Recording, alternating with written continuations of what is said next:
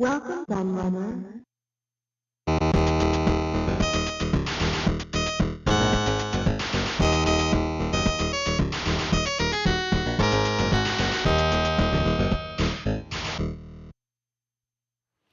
Hello everybody, Kieran O'Care the Laird here, and I have a new magazine retrospective for you today.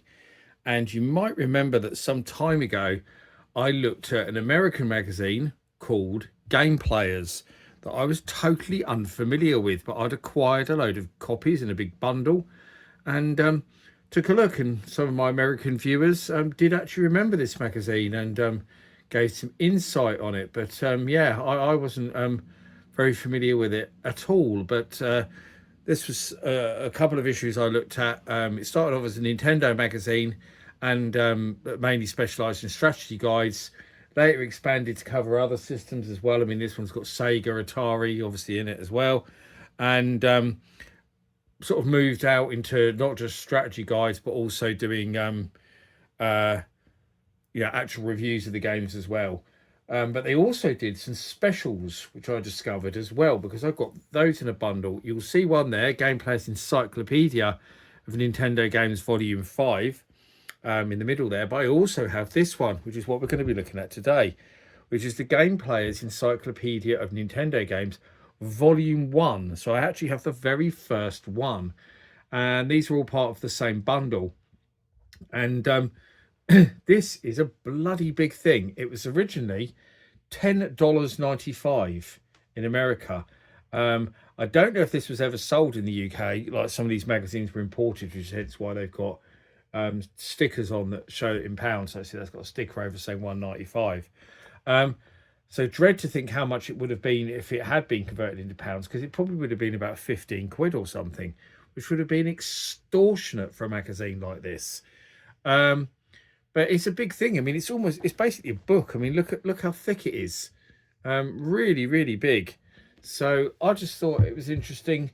We had things like this in the UK. Like I had a Sega Pro A to Z of Sega Mega Drive games, which is similar kind of Bookazine, which was my Bible actually when I first got a Mega Drive. It was a really important tool for me for finding games that I wanted to buy and stuff. And it was, oh God, I read that thing so many times. I've been trying to acquire a copy for ages now, but it's quite rare. And every time one comes up on eBay, it goes for stupid money. And one time I nearly won one, only to find out that the person who outbidded me was one of my best mates, who was also watching it but hadn't told me, the bugger. But I digress. I'd still want to get some more of those. I have looked at a few of the British bookazines on the channel before, actually, but I didn't know the Americans did so many of them, as I'm now finding out, because these were unknown to me back in the day. But yeah, we'll look at this big boy anyway. So you see it is purely Nintendo, and it advertises some stuff on the cover like Double Dragon 2, probably my favourite Nintendo NES game, The Three Stooges, Teenage Mutant Ninja Turtles, Zelda 2 and Super Mario Brothers. So well-known popular titles there. And it starts off with adverts. I mean, I'm guessing that's one reason why it's probably so big, because as I've talked about on the channel before, these American magazines always had so many adverts, like so many, like far more than UK magazines at the time had. Literally, you buy an American magazine and half the magazine's adverts. So it starts off with an advert for Willow there, and then an advert for the Three Stooges, which I believe is actually in the book as well. It's a really bland contents page, isn't it?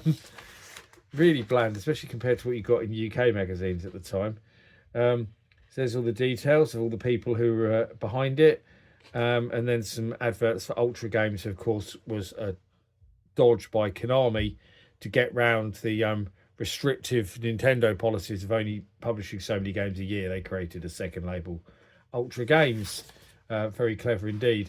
So editor's notes, exclusive Gameplayers previews the hot sequel Double Dragon 2. So it's obviously not even out when they made this, by looks of things. Chimerica controllers, interesting. I like the fact they've got a pistol there for the Zapper, which actually looks like a real gun.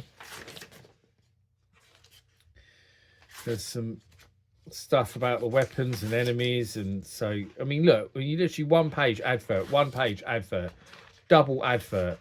Still got the little card in there. No one even pulled it out. And same again, you know, page advert. It's just mad the amount of adverts.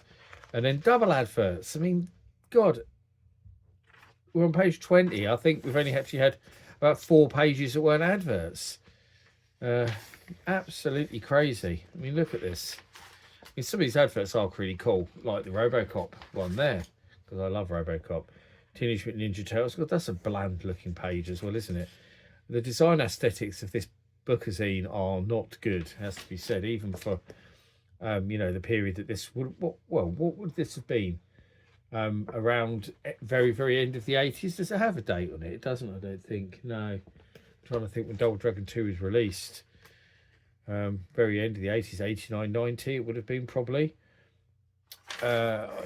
Turtles there. So free offer from Taito. So another little card you can pull out and send off. Then the advert for Demon Sword of Taito came afterwards. And there is an advert for Double Dragon 2 by Acclaim. More on Turtles. You need that guide because Turtles, the original one on the NES, was bloody hard, as everyone knows. I imagine that was quite useful for a lot of people. Be a winner with play to win game tapes. So they actually made VHS tapes that showed you how to get through a lot of these games as well. What's the price on them? $12.95 per tape. They were Chaos. I'm not familiar with that game at all. Maps, the Zelda 2, The Adventure of Link, the strategy guide. God, this one they've managed to do without loads of adverts. That's weird, isn't it? The Double Dragon 2 one, advert every other page. Then you do the Zelda one, followed by Super Mario, where they're completely uninterrupted. How bizarre is that? Why aren't the adverts spaced out in this book better? Very strange indeed. There's Super Mario. Game Players Pro Tip Hotlines. You could phone up and get tips as well, and I bet that cost a fortune. £1.20, no, not £1, $1.25 for the first game, 75 cents for each additional game. So cheaper than most of those ones were, because most of those things usually charge you by the minute, and then they'd keep you on the phone for as long as they possibly could. So at least that one, you kind of know what you're going to be paying, which is a bit better, isn't it? The Adventures of Bayou Billy. Screenshots are poor quality on that one. They are in general, but in that one they're really bad. Bionic Commando, love that game. I love the NES Bionic Commando. I prefer it to the arcade version, if I'm honest. It's really good. Castlevania 2 Simon's Quest. Favourite of the Angry Video Game Nerd. Of course, Clash at Demon Head.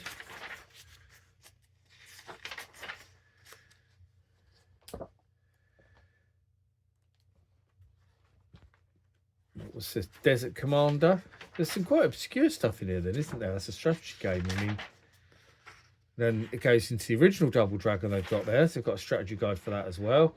The original Double Dragon on the NES, aka Single Dragon, as everyone knows it, because it was stupidly only one player. DuckTales, another NES classic. Friday the 13th, another favourite of the Angry Video Game Nerd. Just coming up to Halloween, so that's appropriate, isn't it? Gauntlet. The NES version is quite interesting actually, because that is kind of RPG elements. It's slightly different to the arcade version. Very good though. Guerrilla War, secret sequel to Akari Warriors. Good game. Had it on the Spectrum back in the day. Hudson's Adventure Island. Basically a reskin of Wonder Boy, really. Good game though. Iron Sword Wizards and Warriors 2. Can't have ever played it, but it doesn't really look like my kind of game. I think it's an RPG kind of game, isn't it? Action RPG. The Magic of Scheherazade. Never flipping heard of it. God, never heard of that game at all. Looks like some kind of Zelda ripoff. Metal Gear. Everyone knows Metal Gear. The NES version's okay, but the original MSX version is much better. Metroid, another sort of all-time NES classic. Milon's Secret Castle, with some really wonky looking screenshots, which is strange. Mega Man 2, widely regarded as the best in the series.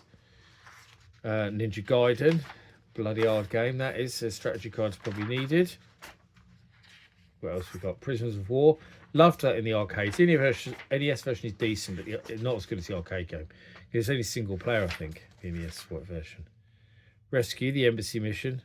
That's quite a cool game, actually. I think that's a port of the home computer game Hostages, if I remember correctly. Yeah, it is. Yeah. Looking at the screenshots, it's all exactly the same. So, yes. Port of Infogrames Hostages, which was originally released to Atari ST, then ported to other platforms. Robo Warrior. I'm not familiar with that game at all. Shadowgate, I believe that's an RPG, so more like a kind of Dungeon Master style one. Can't say I've ever played it, not my kind of game. Super Mario Brothers 2. Wizards and Warriors. There's a torn page there. It's otherwise, and another one. Otherwise, it's in pretty good condition. Maybe someone didn't like that game. Who knows? Adventures of Lolo. Air Fortress. It's the kind of smaller ones at the back. All Pro Basketball. Back to the Future, which is crap from what I remember. Bad Dudes vs Dragon Ninja, one of the best named games ever. Bandai Golf. Baseball Simulator. Blades of Steel, love Blades of Steel. My friend had that. Such a good game. Blaster Master. Defender of the Crown. Demon's Sword. Festus Quest. Fist of the North Star. Goal. That is a really crap football game. Goal. Better than Nintendo Soccer. But Nintendo World Cup's probably my favourite NES footy game. It's good fun. Not very realistic, but good fun. Guardian Legend. Hoops. What's this in the page here? Oh, look. There's a receipt for this. They bought it from Electronics Boutique. Doesn't say where. It says Electronics Boutique Games and Gadgets. Thank you for shopping. Huh. Isn't that cool to see? So it was bought in America then. I must have been imported to the UK by maybe someone bought it on eBay or something. So Hyde, John Elway's quarterback, Knight Rider. Love the TV series games, not so great. Mappy Land. Marble Madness, classic. No Bugganars. Ambition. Paperboy. Predator. Rocket Ranger. Skaters Die. Spy vs Spy the Island Caper. Strider, classic. Super Dodgeball, good fun that. It's the same about Nintendo World Cup. It's the same as the Kunio-kun game. Also developed with Technos. Super Sprint, classic. Absolutely love Super Sprint. Tecmo Bowl. Top Gun, the second mission. Track and Field 2, another game my friend had that we loved playing. All playing it on multiplayer. Twin Cobra, good shoot 'em up. Ultima. Who Framed Roger Rabbit. Willow, which we started the magazine off pretty much with an advert for. WrestleMania. And then that's it. It's got a directory of the companies that made all the games that are featured in it. Advert for Super Dodgeball. And then a good old Power Glove advert on the back. But that is the Game Player's Encyclopedia. Not that exciting, really. It's just kind of tips and strategy guides. Not even any major revelations there, I don't think. But yeah, especially the American viewers, let me know if you bought this back in the day, if it served you well, if it was something you went back to and used and enjoyed, etc. I'd love to hear your memories, or if you bought any of the other ones in the series. Certainly something that I've never seen before. And as I say, I've got another one here, which is from much later on. So that one's number 5, and that's 92. So this is the first one, volume 1. So it probably is about 89, but I'm not sure, because I say it hasn't got a date on it. But yeah, I'll look at the other one in due course as well, I'm sure. But I didn't want to make this video too long by looking at both of them. I'll look at that one in another video. They are kind of standalone magazines, I suppose, or bookazines, these ones. But yeah, anyway, I hope you enjoyed my look at the Game Player's Encyclopedia of Nintendo Games Volume 1. And let me know your memories. And I'll see you all again for another video very soon. Thanks for watching. Bye-bye.